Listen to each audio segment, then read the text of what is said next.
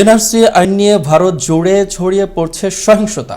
এর মধ্যে বঙ্গবন্ধুর জন্মশতবার্ষিক উপলক্ষে বাংলাদেশে আমন্ত্রণ জানানো হয়েছে ভারতের প্রধানমন্ত্রী নরেন্দ্র মোদীকে। তবে বিভিন্ন সংগঠন মোদীকে প্রতিহতের যে ঘোষণা দিয়েছে তাতে সরকার মোটেই বিব্রত নয় বলে জানিয়েছেন ওবায়দুল কাদের। বিস্তারিত মিরন আহমেদের প্রতিবেদনে ক্যামেরায় ছিলেন খলিলুর রহমান।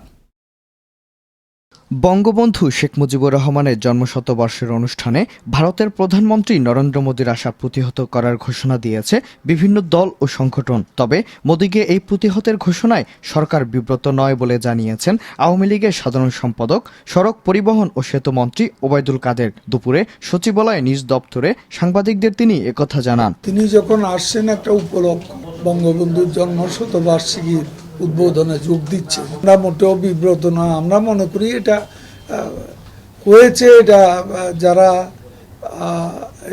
এটা করছেন তাদের করাটা উচিত হচ্ছে না, কারণ এটা মুজিববর্ষকের সামনে রেখে ভারতের প্রধানমন্ত্রীর আগমনকে আমাদের স্বাগত জানানো উচিত। এর আগে ভারতের পররাষ্ট্র সচিব হর্ষবর্ধন শ্রিংলার নেতৃত্বে প্রতিনিধি দলের সঙ্গে মতবিনিময় করেন ওবায়দুল কাদের। এ সময় ভারতের পররাষ্ট্র সচিব হর্ষবর্ধন শ্রিংলা বলেন, দিল্লির সাম্প্রতিক সহিংসতা পূর্ব পরিকল্পিত, এটির তদন্ত চলছে। বর্তমান সরকার ভারতের সংখ্যালঘু সম্প্রদায়ের জন্য সহানুভূতিশীল।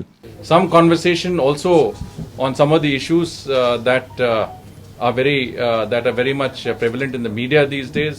On some of these issues, I've already expressed our thoughts at the recent talk that I gave at the Bangladesh Institute of International Studies.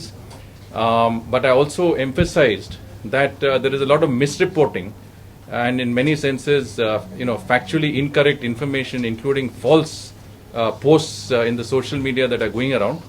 It is important that you are correctly informed, which is why I provided this perspective.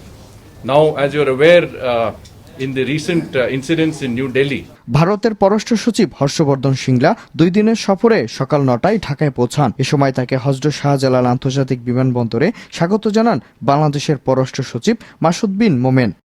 Miran Ahmed, Ananda TV, Dhaka.